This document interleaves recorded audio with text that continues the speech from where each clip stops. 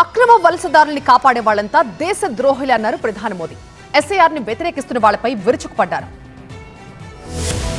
మొన్న పశ్చిమ బెంగాల్, ఇప్పుడు తమిళనాడు లక్షల ఓట్లు ఎగిరిపోతున్నాయి. బెంగాల్లో ఓటర్ల జాబితా నుంచి 58 లక్షల మంది పేర్లను తొలగిస్తే ఇటు తమిళనాడులో తొలి దశ ప్రక్రియలో 97 లక్షల ఓటర్లు అవుట్ అయ్యారు. దీంతో కేంద్ర ప్రభుత్వంపై విపక్షాలు కన్నెర చేస్తున్నాయి. అసెంబ్లీ ఎన్నికలకు ముందు ఎలక్షన్ కమిషన్ చేపట్టిన ఎస్ఐఆర్ పూర్తిగా కుట్రపూరితమని ఆగ్రహం వ్యక్తం చేస్తున్నాయి. బీజేపీకి అనుకూలంగా ఎన్నికల సంఘం వ్యవహరిస్తుందని ఆయా రాష్ట్రాల నేతలంతా రచ్చరచ్చ చేస్తున్నారు. విపక్షాల తీరుపై ప్రధాని మోదీ ఘాటుగా స్పందించారు. బెంగాల్, అసోం, తమిళనాడులో చొరబాట్లకు కాంగ్రెస్ అండగా నిలిచిందని తీవ్ర విమర్శలు చేశారు. కాంగ్రెస్ తో పాటు ఆ పార్టీ మిత్రపక్షాల ఓటు బ్యాంకును పెంచుకోవడానికి చొరబాట్లను ప్రోత్సహిస్తున్నాయని మండిపడ్డారు. చొరబాటుదారులతో దేశానికి ముప్పు ఏర్పడుతుందని, అందుకే ఎస్ఐఆర్ ప్రక్రియతో వాళ్లకు చెక్ పెడుతున్నామన్నారు మోదీ. कांग्रेस ने अपना वोट बैंक बढ़ाने के लिए मजहबी तुष्टीकरण के षड्यंत्र बंगाल और असम में अपने वोट बैंक वाले घुसपैठियों को खुली छूट दी गई है। यहाँ की डेमोग्राफी को बदला गया।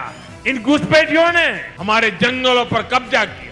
మొత్తంగా ఎస్ఐఆర్ ప్రక్రియతో ఎలక్షన్ కమిషన్ ఓ అద్భుత కార్యక్రమం చేస్తుందని, అంతా చట్టబద్ధంగానే జరుగుతుందని విపక్షాలకు మోదీ స్ట్రాంగ్ కౌంటర్ ఇచ్చారు.